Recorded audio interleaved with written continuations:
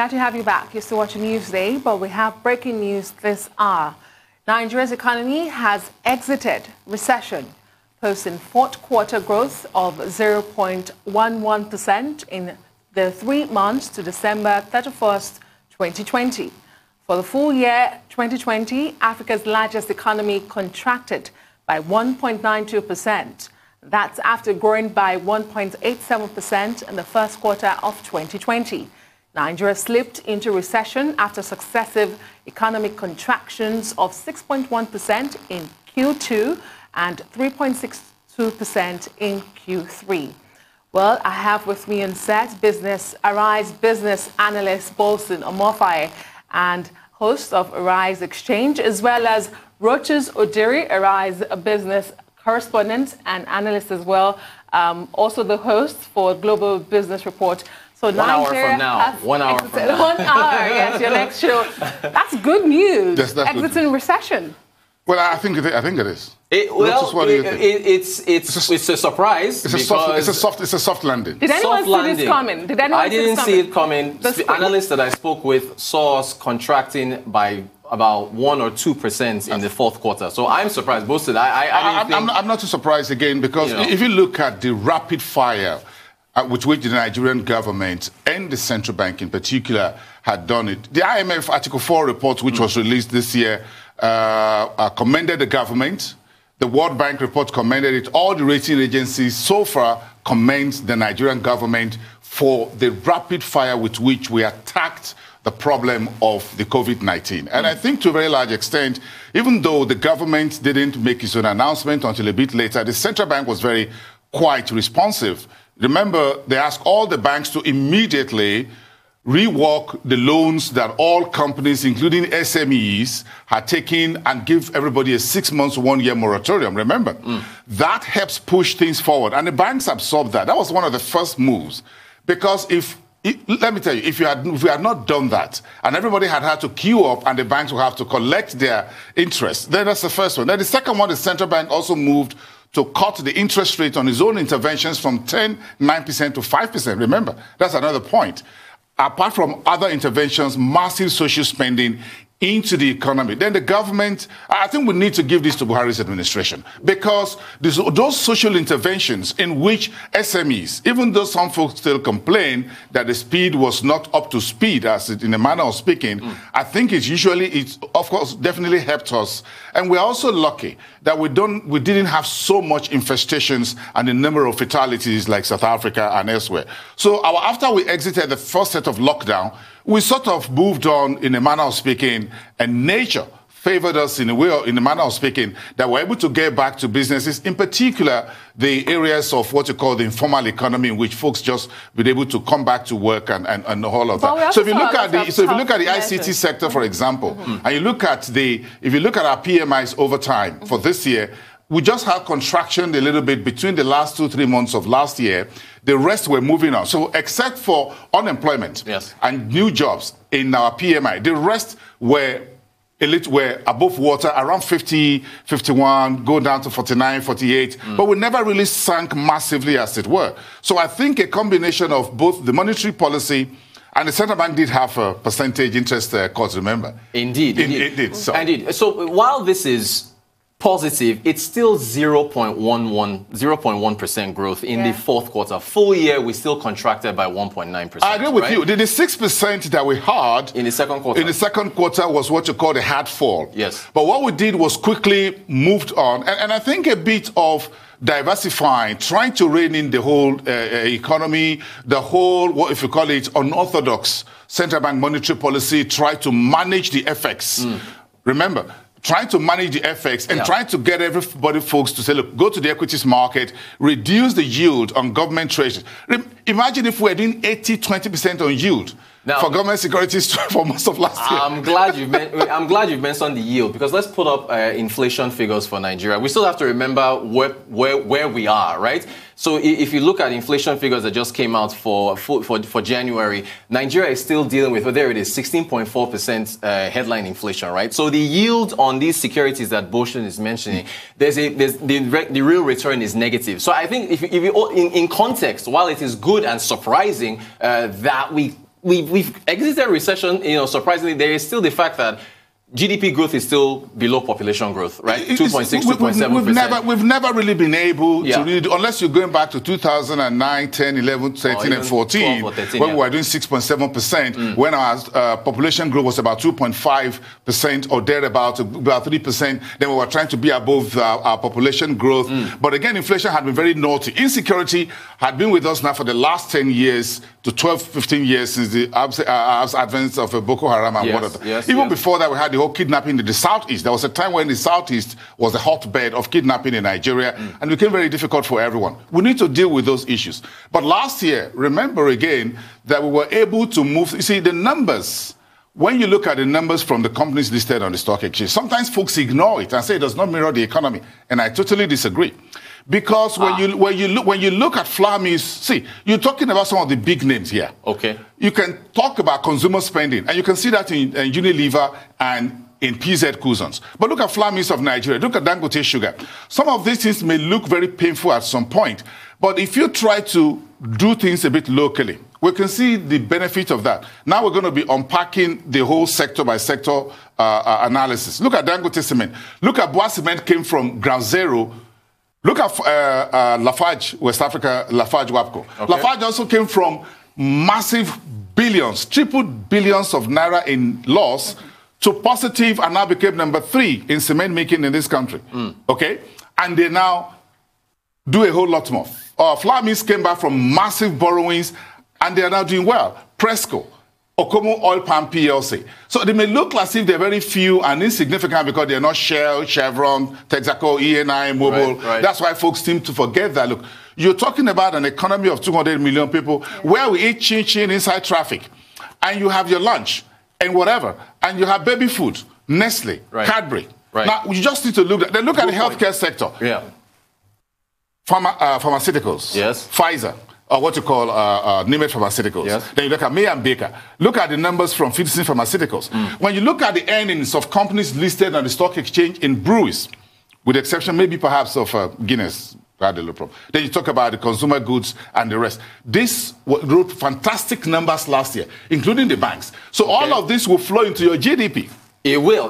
But the thing is, though, I mean, still, I think that, again, you're correct in giving the government credit and speed, but both in addition to speed, there's also scale. You have to be able to scale your intervention funds to be able to reach deep into the real economy, to be able to have the kind of impact that you need, because there's still a lot of people, and you mentioned it yourself, that some people were complaining that they didn't get these intervention funds. Like, so while, yes, it was good to cut the intervention fund rate by 400 basis points from 9% to 5%, how many people were able to get those funds? And again, the central bank has extended it by another year into March of 2021, which is all fine and dandy, but you have to be able to scale these types of interventions to be able to reach enough people so that the growth can seep in. Because this is a fire brigade GDP. Yeah. That's a new one. This is a fire brigade GDP. Right. Look. The man whose grey hairs have gone much.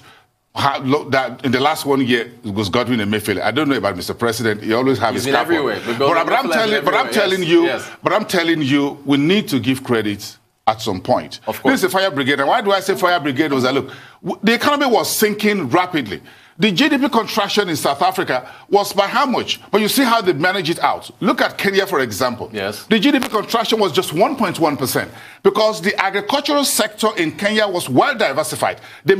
Kenya made $1.5 billion in coffee exports in January this year alone. In flower horticulture last year, I think towards the end of last year, Kenya exported total FX inflow of about $1 billion.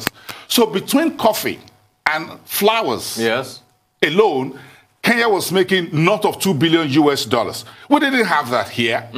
Because our exports are not diversified. Because even our agriculture was not diversified. So, gentlemen, allow me come in here. I mean, you're throwing in the figures. You're throwing in the figures, and it's good news that we're out of this recession. Some tough measures were taken. We saw some quick interventions by the CBN, and on the fiscal side as well, the federal government did some of those stimulus packages you talked about.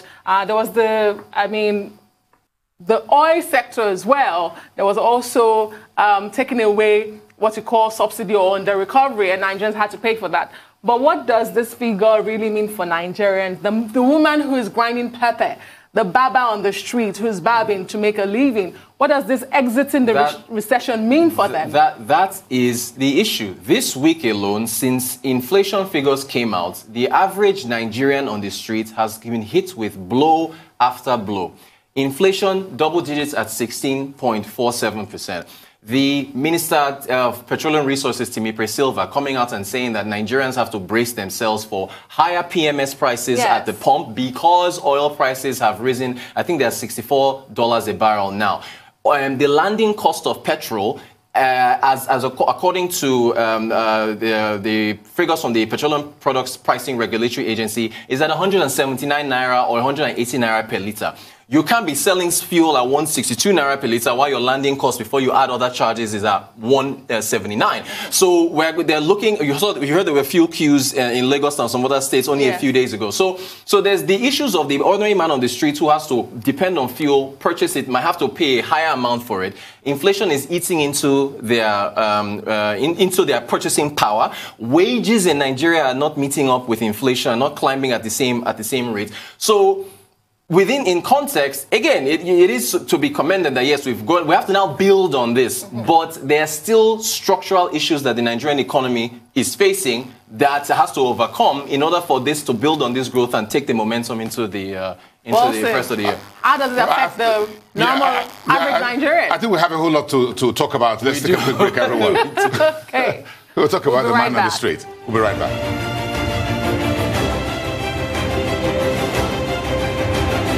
You're watching Newsday here on Arise News Channel. And my colleagues and panelists on this very breaking news story. Adesua, it's good to have you here. The lady in the house. Thank you very much. The WTO, our own WTO. Yeah, she did the challenge. They looked like a challenge picture. You never put that on? Yeah, it's on your social media handle. Yes, yes, it was out. Yes. Yeah, you got it right. Okay. Yeah, but the news we are celebrating here today isn't the WTO.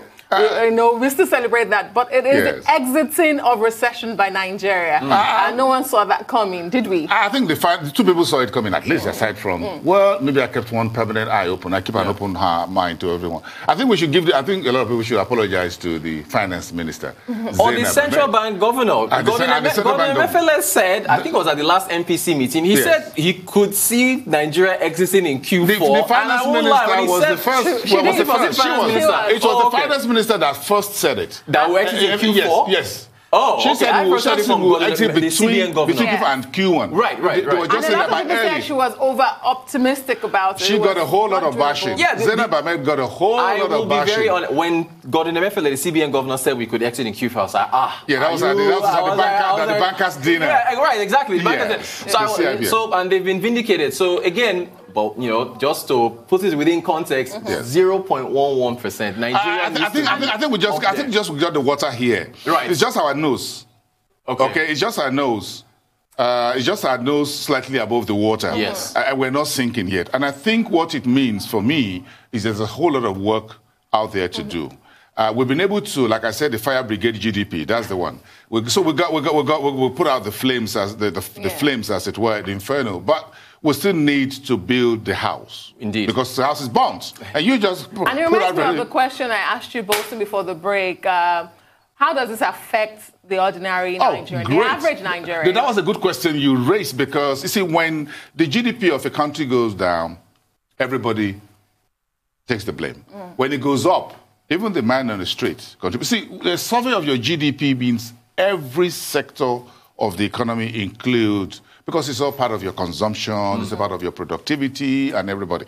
So the informal economy also contributes to it. If you break this about 100-page document down, which is usually about between 80 and 100 pages, I mean GDP every quarter or so, you find out that everybody is captured from transportation. So the guys in Ojota Motor Park and the ones in Edo or the one at Opiweka in Onitsha or the ones in Kano are all contributors to the GDP. Yes.